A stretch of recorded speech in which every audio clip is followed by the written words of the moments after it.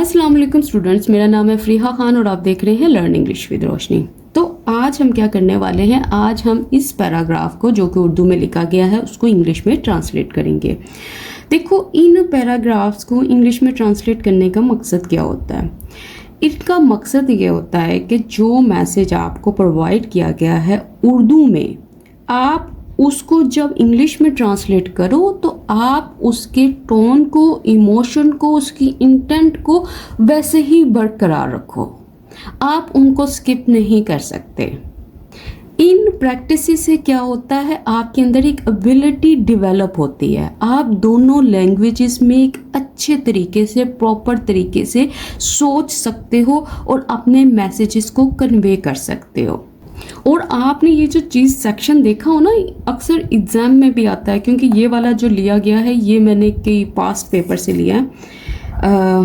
वो मैं मेंशन कर दूँ कमेंट सेक्शन में, ठीक है, कहाँ से लिया है। अब ये देखो, ये जो चीज़ें आपको दी जाती हैं ना, ये आप समझते हो कि शायद ये बच्चों वाले काम है, इनको ट्रांसलेट करना है, या ये बहुत ईजी चीज़ें हैं। ये ऐसी कोई बात नहीं है।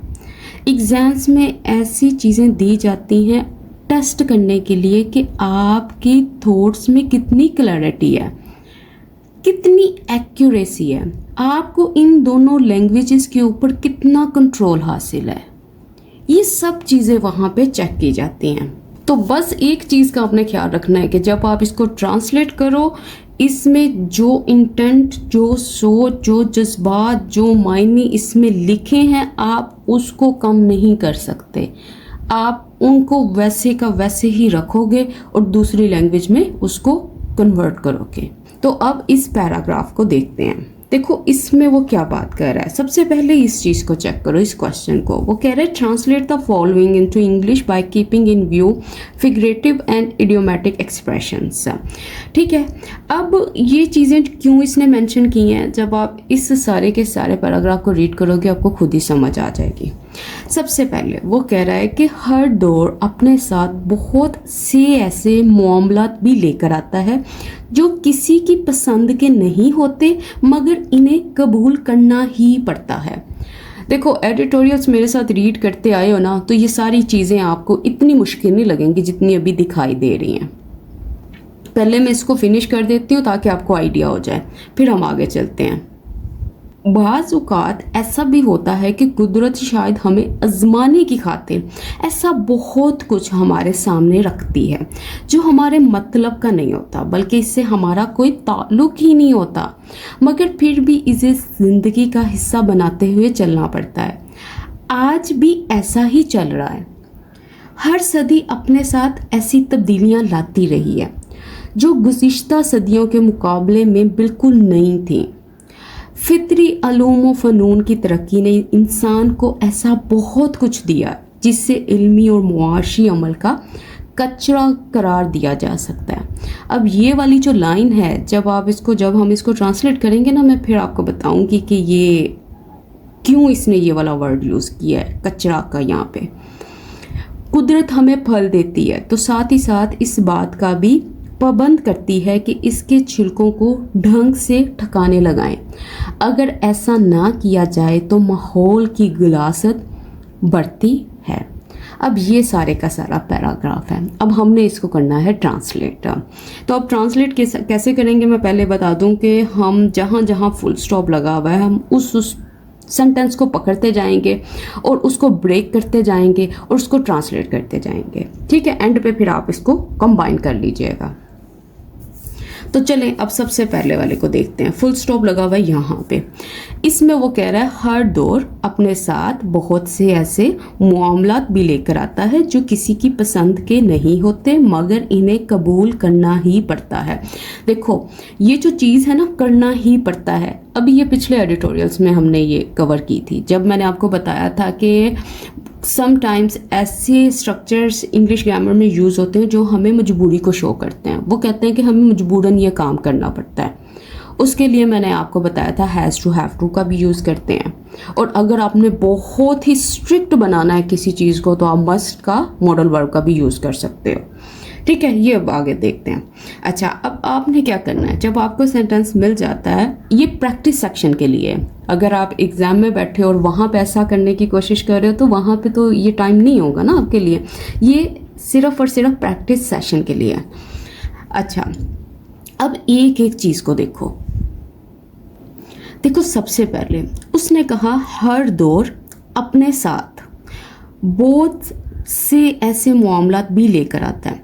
अच्छा, इसमें वर्ब क्या है? इसमें वर्ब है लेकर आना। ठीक है, मतलब वो जो चीज़ है वो लेकर आती है। ठीक है, लेकर आना। अच्छा, कौन लेके आता है? ये सब्जेक्ट है, ये जो दौर है। ठीक है, और ये जो चीज़ें नज़र आ रही हैं ना, ये सारी की सारी एडिशनल इंफॉर्मेशन है। वो सिर्फ ये कह रहा है कि जो दौर है वो अपने साथ लेकर आता है। अब क्या चीज़ें लेकर आता है ये सब यहाँ पे इसने मेंशन किया। उसके बाद इसने जो लगा के एक और क्लॉज यहाँ पे रखी है। उसने कहा जो किसी की पसंद के नहीं होते। अब उसके बाद उसने कंट्रास्ट शो करने के लिए मगर लगा दिया। उसने कहा मगर इन्हें कबूल करना ही पड़ता है। अब ये तो हमने ऊपर से इन सेंटेंसेस को ब्रेक कर लिया। ठीक है, अब हम एक एक वर्ड को पहले ट्रांसलेट करते हैं और फिर देखते हैं कि हम इसको इंग्लिश में प्रॉपर सेंटेंस कैसे बना सकते हैं। तो चलें इसको शुरू करें। सबसे पहले इसमें यूज़ किया दौर। दौर के लिए आप क्या यूज़ करते हो? दौर के लिए आप एरा वर्ड यूज़ करते हो। ठीक है, एरा भी कहते हैं, इरा भी कहते हैं। अब उसके बाद उसने लिखा हर। हर के लिए आपके पास क्या ऑप्शंस हैं? आपके पास ईच और एवरी की ऑप्शन है। मतलब किसकी ऑप्शन है? आपके पास ईच एवरी की ऑप्शन है। अब ईच क्या होता है, एवरी क्या होता है, इसको थोड़ा सा देख लो ताकि ये सेंटेंस सही प्रॉपर बन सके आप लोगों के सामने। ईच और एवरी जो है ना, ये स्ट्रेस डालने के लिए यूज़ होता है, ये फोकस डालने के लिए यूज़ होता है। ठीक है, अब ईच जो होता है ना, वो एक एक की बात करता है। ठीक है, अगर यहाँ पे दौड़ की बात हुई है तो वो एक एक दौड़ की बात कर रहा है। फॉर एग्जाम्पल, यहाँ पे एक ग्रुप है। ठीक है, यहाँ पे सारे स्टूडेंट्स इंक्लूडेड हैं। ठीक है, सारे स्टूडेंट्स यहाँ पे शामिल हैं। और यहाँ पे एक दूसरी क्लास है, इसमें भी ये सारे स्टूडेंट्स शामिल हैं। ठीक है, अब अगर मैं ये बात करूँ और ये कहूँ कि मेरा हर स्टूडेंट जो है वो बहुत इंटेलिजेंट है, तो मेरा जो स्ट्रेस है, अगर मैं ये डालना चाहती हूँ, इस चीज़ पे डालना चाहती हूँ कि अगर ये इल्म लड़की है, ये आलिया है, ये शांसे है, ये रबिया है, अगर ये सारों के ऊपर मैं एक एक की बात करना चाहती हूँ किसी को स्किप किए बगैर, तो मैं ईच को यूज़ करूँगी। और जो एवरी होता है ना, इसका थोड़ा फोकस डिफरेंट होता है। ये ग्रुप में बात करता है, मतलब ये एक ग्रुप की तरह दिखाता है।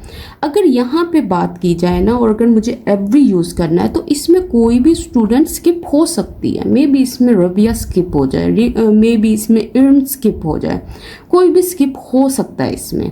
ठीक है, एवरी जो है वो ग्रुप की तरह दिखाता है, लेकिन ईच जो है ना, वो एक एक की बात करता है, अलग अलग सबको दिखाता है।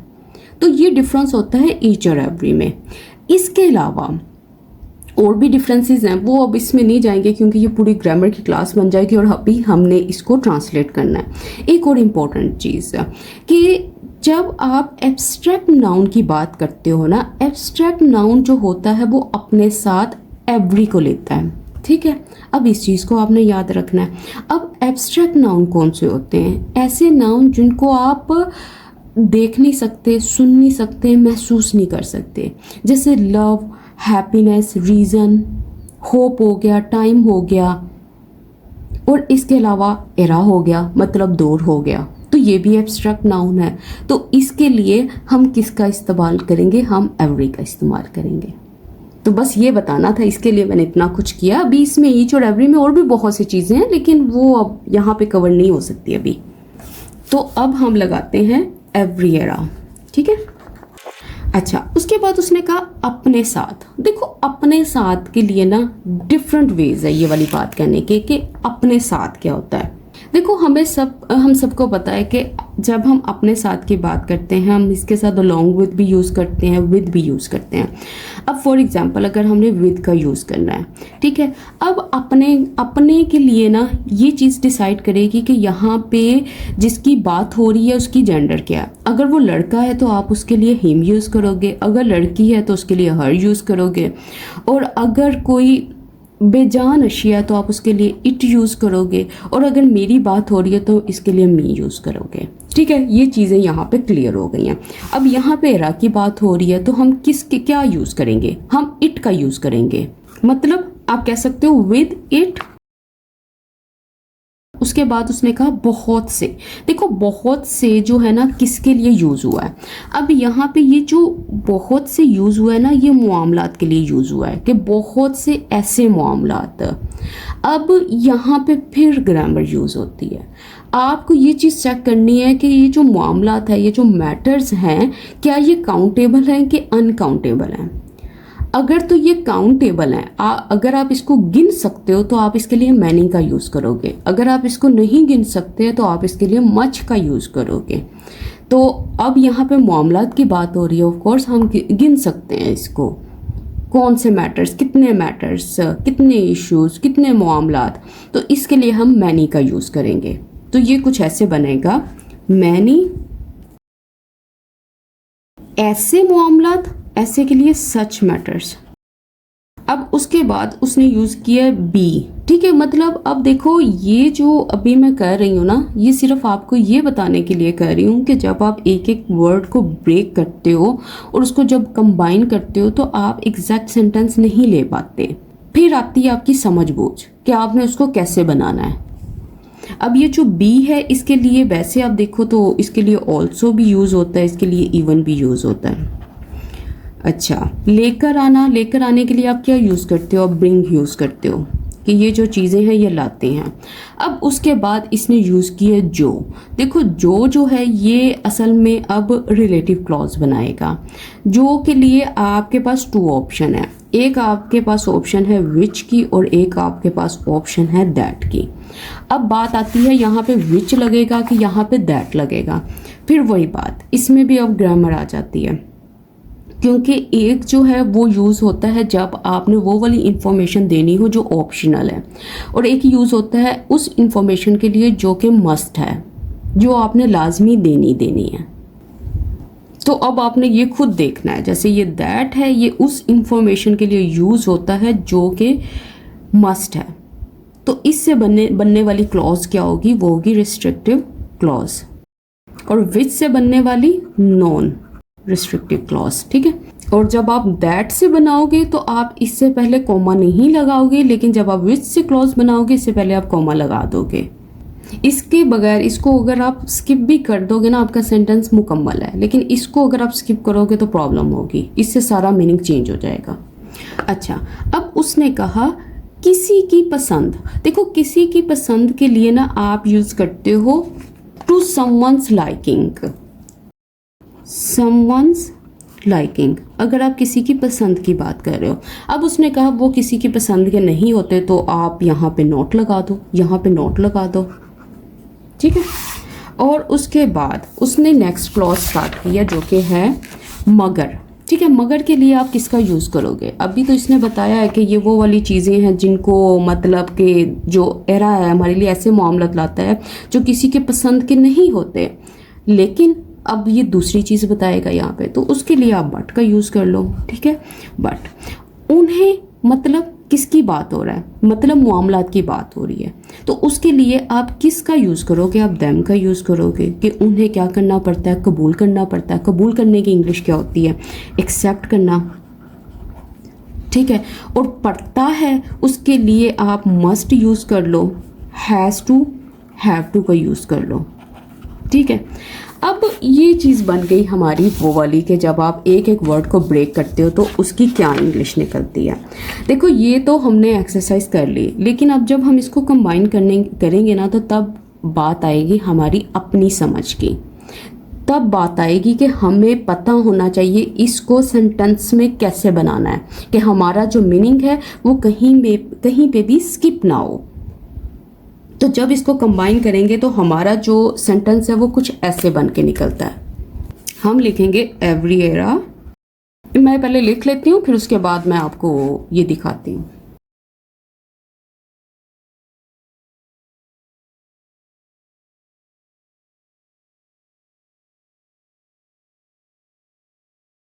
तो ये देख लो, ये मैंने कुछ 2 सेंटेंसेस बना के लिखती हैं कि अगर आप इसको इस वे से बनाते हो जो हमने ऊपर किया है तो वो कुछ यूँ बनेगा कि एवरी एरा ब्रिंग्स मतलब जब उसने ये बात की थी ना, ये जनरल स्टेटमेंट है, तो इसलिए हम किस टेंस का यूज़ करेंगे, हम प्रेजेंट टेंस का यूज़ करेंगे।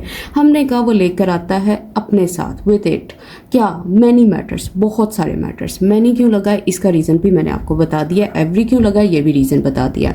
उसके बाद न्यू क्लॉज स्टार्ट हो रही है जो कि है दैट से बनने वाली क्लॉज के बारे में भी इंफॉर्मेशन मैंने आपको प्रोवाइड कर दी है। That may not be to one's liking क्या होता है, ये चीज़ भी मैंने बता दी है कि किसी की पसंद होना, मतलब टू समवंस लाइकिंग।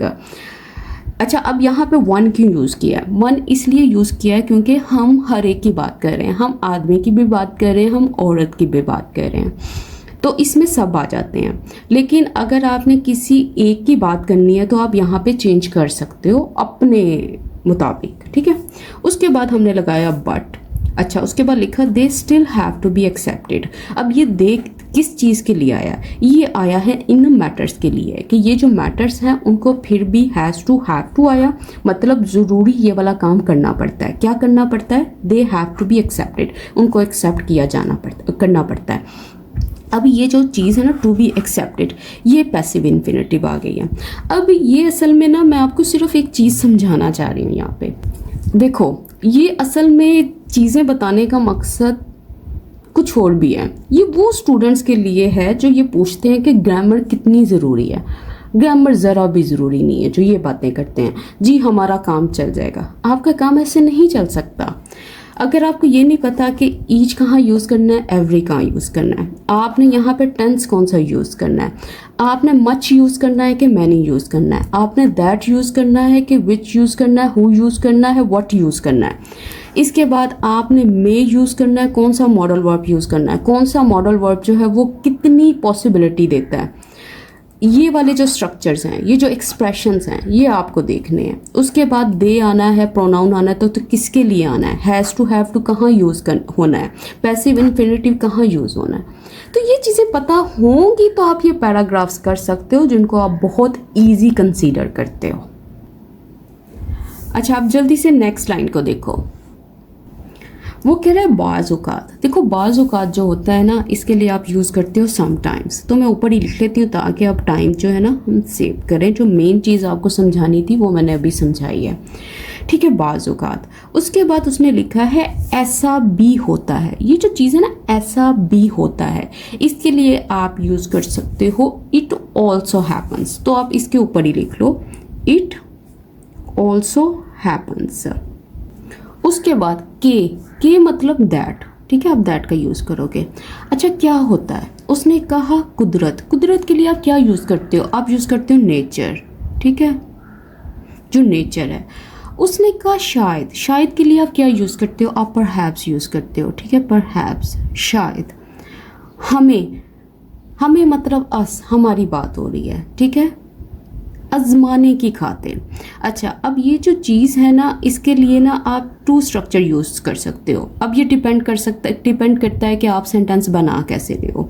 तो इसके लिए आप यूज़ कर सकते हो for the sake of testing, या आप ये यूज़ कर सकते हो टू टेस्ट अस, ठीक है। अब ये जब सेंटेंस बनाएंगे ना, उसमें देख लीजिएगा आप क्या करते हैं हम। अच्छा, उसके बाद उसने लिखा ऐसा बहुत कुछ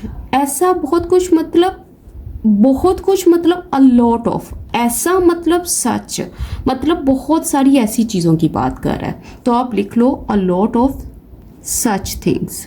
उसने कहा हमारे सामने। देखो, हमारे सामने का मतलब क्या है? इसके लिए आप इन फ्रंट ऑफ अस भी यूज़ कर सकते हो और बिफोर अस भी यूज़ कर सकते हो। लेकिन फिर बात आती है ना, जब हम सेंटेंस बनाएंगे फिर हम इन चीज़ों को देखेंगे कि हमने क्या लगाना है क्या नहीं लगाना। अच्छा, रखती है, देखो रखने के लिए आप क्या वर्ड यूज़ कर सकते हो, आप यूज़ कर सकते हो पुट करने का मतलब भी होता है रखना। इसके अलावा आप यूज़ कर सकते हो प्लेस करने का मतलब भी होता है रखना। तो अभी आप प्लेस भी कर लो और पुट भी कर लो, ठीक है। अच्छा, उसके बाद उसने कहा जो हमारे मतलब का नहीं होता। अब ये बाद में देखेंगे, अब इसमें हमने विच लगाना है कि दैट लगाना है। हमारे मतलब का नहीं होता मतलब वो हमारे लिए फ़ायदामंद नहीं होता, वो हमारे इंटरेस्ट में नहीं आता। अगर आपने एडिटोरियल्स रीड किए हैं तो उसमें ये इंटरेस्ट वाली चीज़ें जो है मैं एक्सप्लेन कर चुकी हूँ। तो आप यूज़ कर सकते हो नॉट यूजफुल टू अस, या आप यूज़ कर सकते हो नॉट इन आवर इंटरेस्ट, ठीक है। अच्छा, उसके बाद उसने कहा बल्कि, देखो बल्कि के लिए आप इनफैक्ट भी यूज़ कर सकते हो, आप यूज़ कर सकते हो रादर भी यूज़ कर सकते हो, आप दोनों लिख लो, ठीक है। जब आप ट्रांसलेट करोगे खुद ही आपके सेंटेंसेस बनते जाएंगे, आपको पता चलता जाएगा कि मैंने इसको बनाना कैसे है। अच्छा, बल्कि इससे हमारा कोई ताल्लुक नहीं होता। अच्छा, अब ये वाली जो चीज़ है इसको ज़रा तवज्जो से देखो, इससे हमारा कोई ताल्लुक ही नहीं होता मतलब we have no connection with it. ताल्लुक होने का मतलब है हमारा किसी चीज़ के साथ कनेक्शन होना, लेकिन यहाँ पे ये जो चीज़ है ना, ताल्लुक ही नहीं होता मतलब हमारा इसके साथ कोई कनेक्शन ही नहीं होता।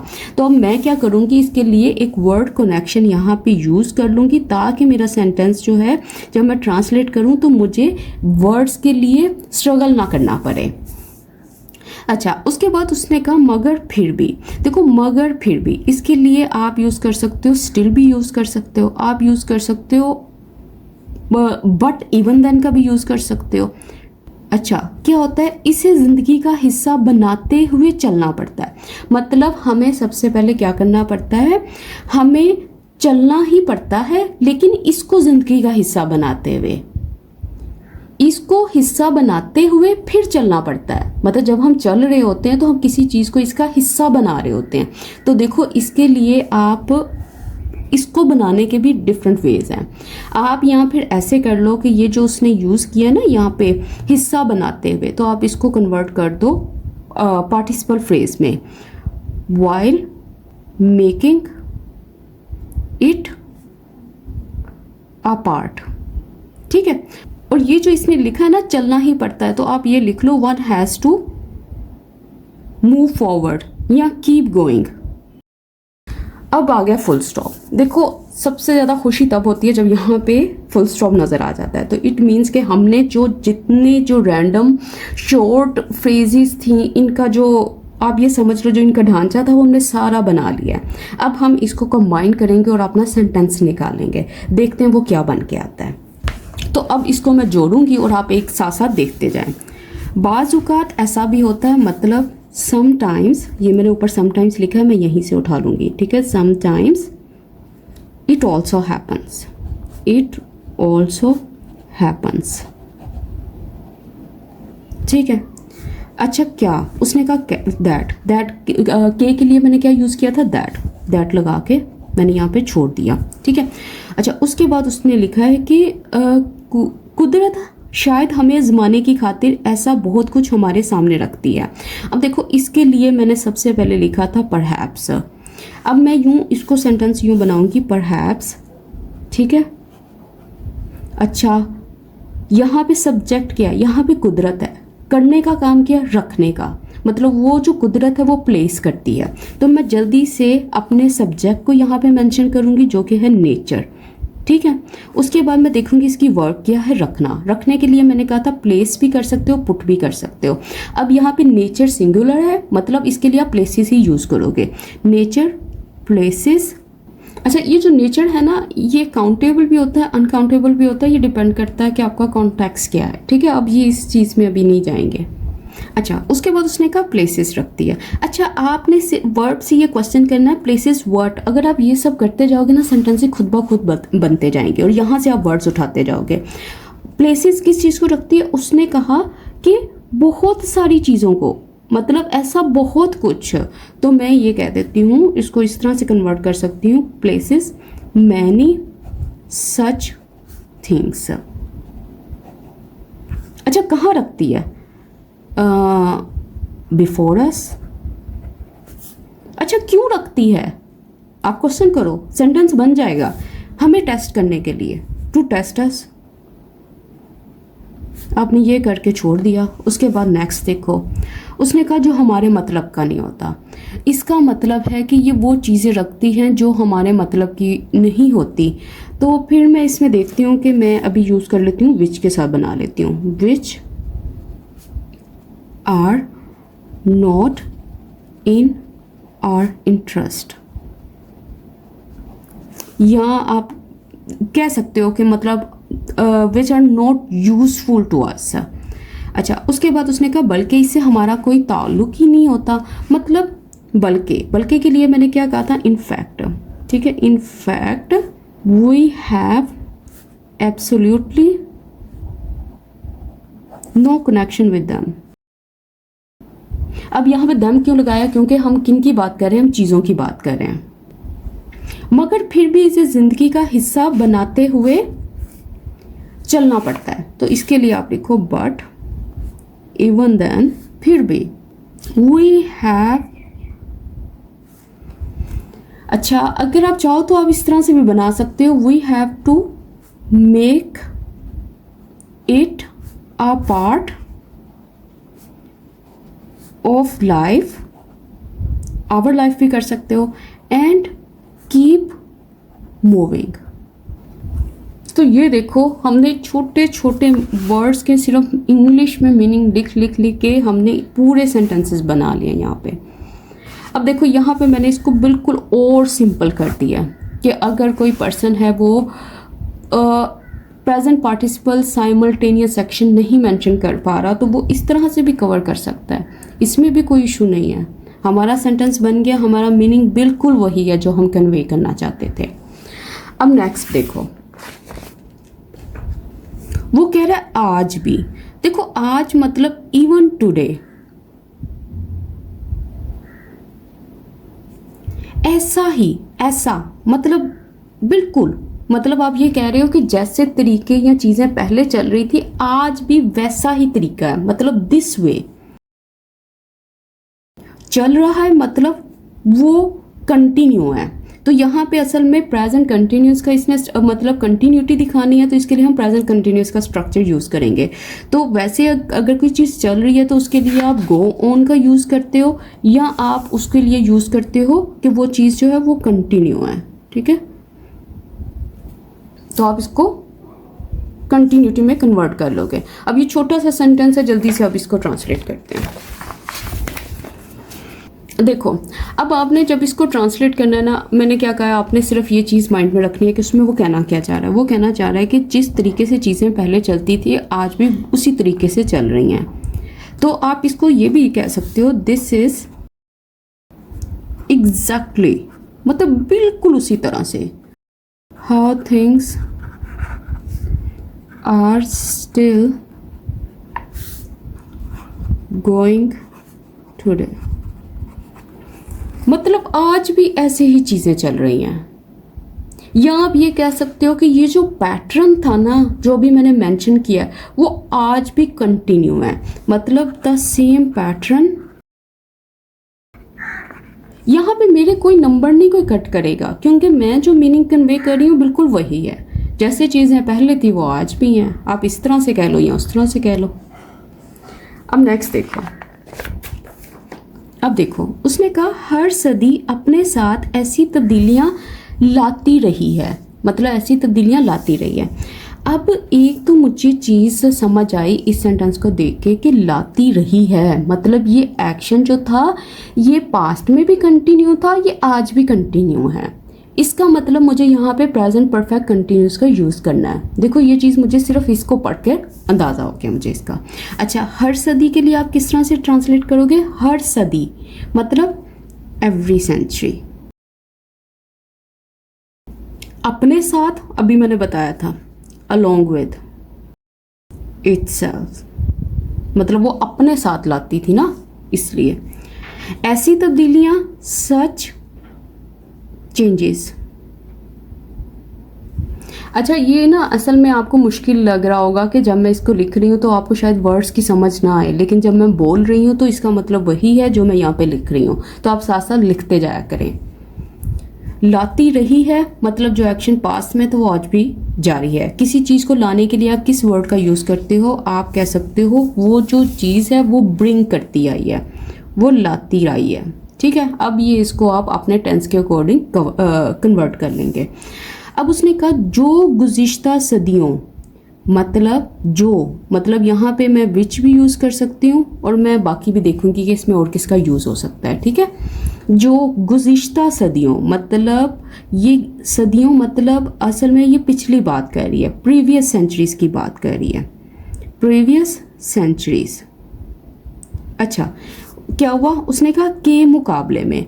अच्छा, के मुकाबले में ना आप इसके लिए डिफरेंट फ्रेजेस हैं। अगर आप ये कहो कि आप दो चीज़ों का कंपैरिजन कर रहे हो, आप कह रहे हो कंपेयर टू प्रीवियस सेंचुरीज, तो आप मुकाबले में यहाँ पे ये लगा लो कंपेयर टू। ठीक है, इस चीज़ से इसका कंपैरिजन हो रहा है। इसने कहा बिल्कुल नहीं थी, बिल्कुल नहीं मतलब completely entirely new, completely new. ठीक है, थी मतलब वर्ड लगा दो, पास्ट की बात कर रहा है। अब जल्दी से इसको मैं कंबाइन करती हूँ और एक सेंटेंस बनाती हूँ आपके सामने।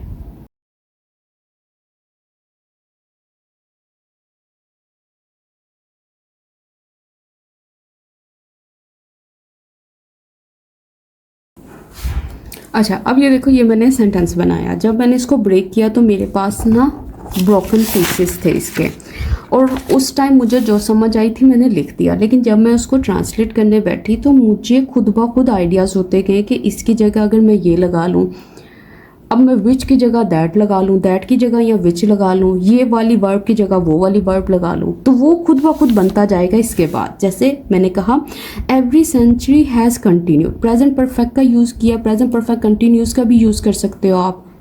ठीक है, अगर मैं प्रेजेंट परफेक्ट कंटिन्यूस यहाँ पे लगाती हूँ तो तब मुझे डिफरेंट स्ट्रक्चर यूज़ करना होगा, तो मैं उस लंबे वाले स्ट्रक्चर में जाने के बजाय मैंने प्रेजेंट परफेक्ट का यूज़ कर लिया, क्योंकि मुझे पता था कि प्रेजेंट परफेक्ट का इस्तेमाल कहाँ कहाँ होता है।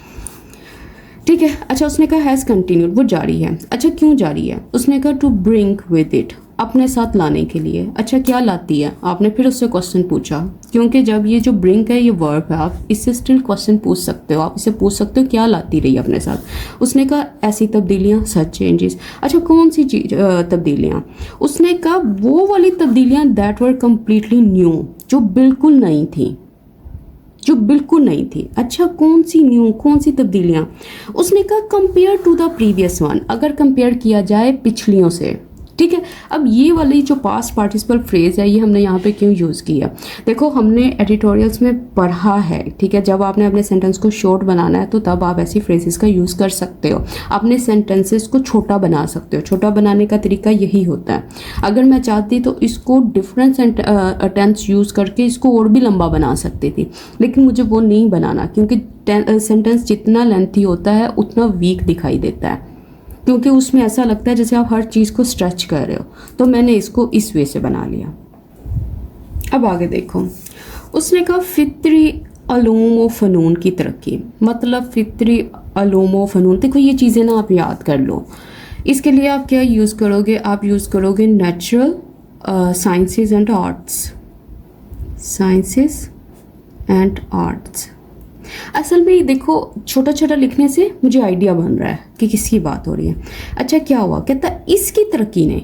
अच्छा, मतलब तरक्की के लिए आप क्या यूज़ करते हो? आपको पता है, इसके लिए आप प्रोग्रेस का वर्ड यूज़ कर सकते हो या एडवांसमेंट का वर्ड यूज़ कर सकते हो। तो मैंने जल्दी से यहाँ पे लिख लिया एडवांसमेंट और मैंने लिख लिया प्रोग्रेस। अच्छा, क्या हुआ? इंसान को मतलब टू मैनकाइंड, या आप यूज़ कर सकते हो ह्यूमन बींग्स, मतलब इंसानों की बात हो रही है ना, तो आप इनमें इस तरह से इसको बना सकते हो। अच्छा, ऐसा बहुत कुछ दिया है, मतलब फिर आ गया ऐसा मतलब सच थिंग्स, और बहुत सारा मतलब अ लॉट ऑफ सच थिंग्स। अच्छा, दिया है। अच्छा, उसके बाद उसने कहा जिसे इल्मी और मुआशी अमल का कचरा करार दिया जा सकता है। अच्छा, अब जिसे मतलब ये देखो विच आएगा कि दैट आएगा, ये मैं बाद में डिसाइड करूँगी जब मैं सेंटेंस को बनाऊँगी। अच्छा, उसने कहा जिसे इल्मी और मुआशी अमल का, मतलब यहाँ पे किसकी बात हो रही है? यहाँ पे बात हो रही है इंटेलेक्चुअल एंड इकोनॉमिक प्रोसेस, अमल की बात हो रही है ना। अच्छा, इसका कचरा मतलब कचरे के लिए आप कितने वर्ड्स यूज़ कर सकते हो? आप ट्रैश यूज़ करते हो, आप वेस्ट यूज़ करते हो, आप यूज़ करते हो बाय प्रोडक्ट। ठीक है, अब क्या यूज़ करना है जब सेंटेंस बनाएंगे देख लेंगे। करार दिया जा सकता है, मतलब इसका मतलब क्या है? करार दिया जा सकता है मतलब इसको डिक्लेयर किया जा सकता है, या आप ये समझ लो इसको कंसीडर किया जा सकता है। और इसने यहाँ पे यूज़ किया सकता है, मतलब पॉसिबिलिटी के लिए हम मॉडल वर्ब्स का यूज़ करते हैं। तो इसके लिए मैं यूज़ करूँगी कैन बी कंसीडर्ड या डिक्लेयर्ड। मैं देख लूँगी मुझे कौन सा यूज़ करना है। अब ये मेरा एक सेंटेंस का वो ब्रिक्स मुझे मिल गई हैं, अब मैं खुद इसको बिल्ड करती हूँ। अच्छा, सबसे पहले इसने क्या यूज़ किया था? उसने कहा उसने यूज़ किया था फितरी अलूम ऑफ नून की तरक्की ने, मतलब मैं बनाती हूँ द एडवांसमेंट किसकी? उसने कहा नेचुरल साइंसेस एंड आर्ट्स। अच्छा, ये मेरा कंप्लीट हो गया। इंसान को बहुत कुछ दिया है, मतलब has given a lot of, has given. अच्छा, किसको दिया है? सबसे पहले आपने उसको मेंशन करना है, मैनकाइंड को। अच्छा, क्या दिया है? अ लॉट ऑफ सच थिंग्स, बहुत सारी ऐसी चीज़ें। अच्छा, कौन सी चीज़ें? उसने कहा दैट कैन बी कंसीडर्ड, जिनको समझा जा सकता है। क्या? बाय प्रोडक्ट ऑफ इंटेलेक्चुअल, और उसके बाद क्या है? एंड इकोनॉमिक एक्टिविटी और प्रोसेस। तो ये देखो, ये मेरा सेंटेंस बन गया। देखो मेरी हैंड राइटिंग थोड़ी ख़राब है, थोड़ी नहीं अच्छी खासी ख़राब है, तो आई होप कि आप लोग एडजस्ट कर लोगे, इसलिए मैं बोल के भी बता रही हूँ। देखो इस तरह से मैंने सेंटेंस बनाया, तरक्की की बात हुई, मैंने एडवांसमेंट लगा दिया। किसकी बात हो रही है? नेचुरल साइंसेस और आर्ट की बात हुई है। लेकिन देखो एक चीज़ नोट करो, इसने यहाँ पर कचरा का वर्ड यूज़ किया। अब ये कचरा के लिए वो आपको ये चेक करना चाह रहा है कि आपकी वर्ड सिलेक्शन क्या होती है। आप इसके लिए ट्रैश का वर्ड यूज़ करते हो, वेस्ट का वर्ड यूज़ करते हो, कि बाय प्रोडक्ट यूज़ करते हो। देखो असल में ना ये थोड़ा सा ना इसकी टोन यहाँ पे चेंज हुई है, और ये चीज़ आप में वो चेक करना चाह रहा है कि आपकी वर्ड सिलेक्शन क्या है, आपकी इसकी वर्ड चॉइस क्या है। ठीक है, इसलिए यहाँ पे मैंने ट्रैश और वेस्ट जैसे वर्ड्स यूज़ नहीं किए, क्योंकि ये बहुत ही नेगेटिव दिखाई देते हैं। तो आप यहाँ तो बाय प्रोडक्ट यूज़ कर लो, या आप वेस्ट प्रोडक्ट भी यूज़ कर सकते हो। लेकिन ये जो ट्रैश वगैरह ये इस तरह से ना यूज़ करें, इस तरह से आप कर सकते हो। तो इस तरह से हमारा पूरे का पूरा सेंटेंस यहाँ पे बन गया। अब उसके बाद उसने कहा कुदरत अपना आगे ये एग्जाम्पल दे रहा है कि क्यों इसने ये वाला वर्ड यूज़ किया है। अब वो कह रहा है कुदरत, देखो कुदरत मतलब नेचर। अच्छा, हमें मतलब अस, फल मतलब फ्रूट, देती है मतलब गिव। तो इजीली आप इसको बना सकते हो ना, लेकिन अभी रुक जाओ, अभी इसको पूरा करने दो। तो के लिए आप सो यूज़ करते हो, या देन भी यूज़ कर लेते हो, कि मतलब इसके बाद फिर ये होता है। अगर वो ये काम करती है तो उसके बाद ये होता है। तो साथ ही साथ मतलब एट द सेम टाइम, या आप कह सकते हो साइमल्टेनियसली। इस बात का भी मतलब ये वाली जो चीज़ है, दिस थिंग, बी मतलब ऑल्सो भी आप यूज़ कर सकते हो। ठीक है, अच्छा इसका पाबंद करती है। देखो पाबंद करती है मतलब प्रेजेंट डेफिनेट का यूज़ होना है, लेकिन ये जो पाबंद वर्ड इसने यूज़ किया ना, इसके लिए मेरे माइंड में बहुत सारे वर्ड्स आ रहे हैं। देखो अगर मैं इसके लिए ओब्लिगेट यूज़ करती हूँ तब ये वर्ड परफेक्ट बैठता है, बाइंड यूज़ करती हूँ तब भी बैठ जाता है। ठीक है, या आप इसके अलावा एक और वर्ड है कि ये जो चीज़ है जब वो ये काम करती है तो हमें इसका रिस्पॉन्सिबल बनाती है, तो मैं ये वाला भी यूज़ कर सकती हूँ फ्रेज। ठीक है, अब कौन सी यूज़ करनी है सेंटेंस बनाते वक्त पता चल जाएगा। अच्छा, क्या उसने कहा के मतलब दैट, इसके छिलकों को मतलब इट्स पील्स ढंग से का मतलब होता है प्रॉपरली, अप्रोप्रिएटली, तो आप प्रॉपरली लिख लो, अप्रोप्रिएटली लिख लो। ठिकाने लगाने के लिए आप क्या वर्ड यूज करते हो? आप यूज करते हो डिस्पोज ऑफ या गेट रिड ऑफ। ठीक है, इनमें से हम सिलेक्ट करते हैं और अपना सेंटेंस बनाते हैं। देखो सबसे पहले कुदरत हमें फल देती है, नेचर गिव्स अस फ्रूट। ठीक है, तो साथ ही साथ इस बात का पाबंद भी बनाती है, then at the same time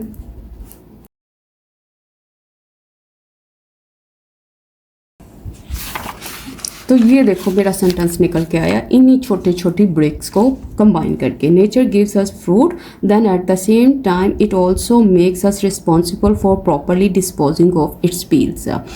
ठीक है, हमने पूरा सेंटेंस बना लिया। अब लास्ट वाला देखो, अब वो कह रहा है अगर ऐसा ना किया जाए तो माहौल की गिलाजत बढ़ती है। तो अब वो स्टूडेंट्स जो मेरे साथ एडिटोरियल्स करते आए हैं उनको पता है कि ये कंडीशनल सेंटेंस है। अब यहाँ पे आएगी कंडीशन, तो अब मुझे बताओ कि इसमें ग्रामर यूज़ हुई है कि नहीं यूज़ हुई। तो वो कह रहा है कि अगर ऐसा नहीं किया गया, मतलब अगर ये वाली कंडीशन पूरी ना की गई तो ये वाला रिजल्ट निकलेगा। तो ये वही बात आ गई ना कंडीशनल सेंटेंस की। इफ़ अगर के लिए आ गया, ऐसा मतलब ऐसा, सच, एक्शन, किसी चीज़ को के बारे में इशारा कर रहा है। ना किया जाए मतलब किसी चीज़ को करना, मतलब किया जाने के लिए अब डू है, बाकी आप जब बनाओगे तो पता चल जाएगा। अगर ऐसा ना किया जाए फिर क्या होता है, तो मतलब देन। माहौल की गिलाजत मतलब जो फिल्थ है, गिलाजत के लिए कौन से वर्ड यूज़ होते हैं? पोल्यूशन यूज़ होता है, फिल्थ यूज़ होता है। फिल्थ मतलब गंदगी जो है, किसकी? ऑफ द एनवायरनमेंट की। ठीक है, वो बढ़ती है। बढ़ने के लिए आप इंक्रीज यूज़ कर सकते हो या ग्रो यूज़ कर सकते हो। ठीक है, चलें अब आप अपना कंडीशनल सेंटेंस बनाते हैं। अगर ऐसा ना किया जाए, इफ़ दिस मतलब कैसा ना किया जाए, क्योंकि उसने कहा ना कि ये जो चीज़ हमें रिस्पॉन्सिबल बनाती है ऐसा करने के लिए, और अगर ऐसा ना किया जाए, इफ़ दिस इजंट डन, अगर ऐसा ना किया जाए, कौन करने वाला है? हम लोग हैं ना, तो इसलिए ये वाला स्ट्रक्चर यूज़ हुआ है। तो आप कह सकते हो एनवायरमेंटल फिल्थ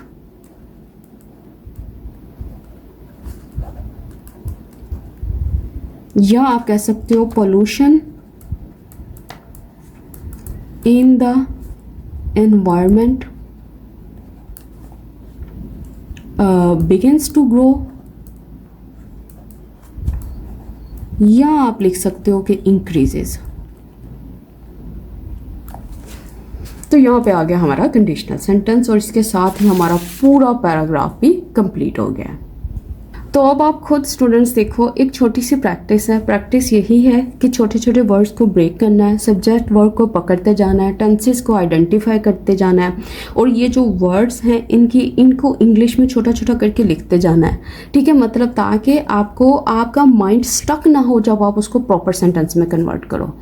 तो ये प्रैक्टिस अगर आप करते रहे तो कुछ भी आपके लिए डिफ़िकल्ट नहीं है, क्योंकि बहुत से स्टूडेंट इस चैनल पे हैं जो बहुत मेहनत कर रहे हैं।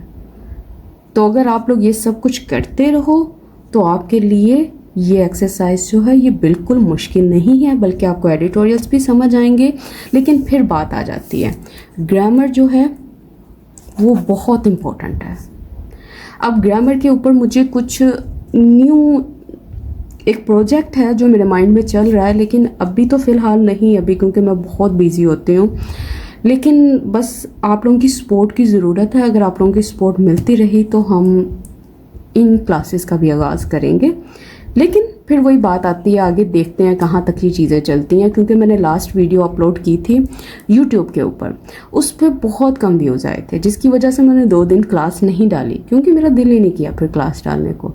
ये सारी चीज़ें डिपेंड करती हैं स्पोर्ट के ऊपर, ठीक है। क्योंकि जब मैं क्लास बनाती हूँ मेरी कोशिश यही होती है कि मैं किस तरह से आप लोगों के लिए इसको आसान बना सकूँ, कोई ऐसी टेक्निक ला सकूँ जिसके लिए आपको थोड़ी बहुत आपके लिए आसानी पैदा हो सके।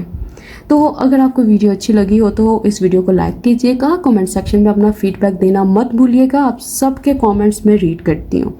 तो इसके साथ ही मुझे इजाज़त दें, अल्लाह हाफिज़।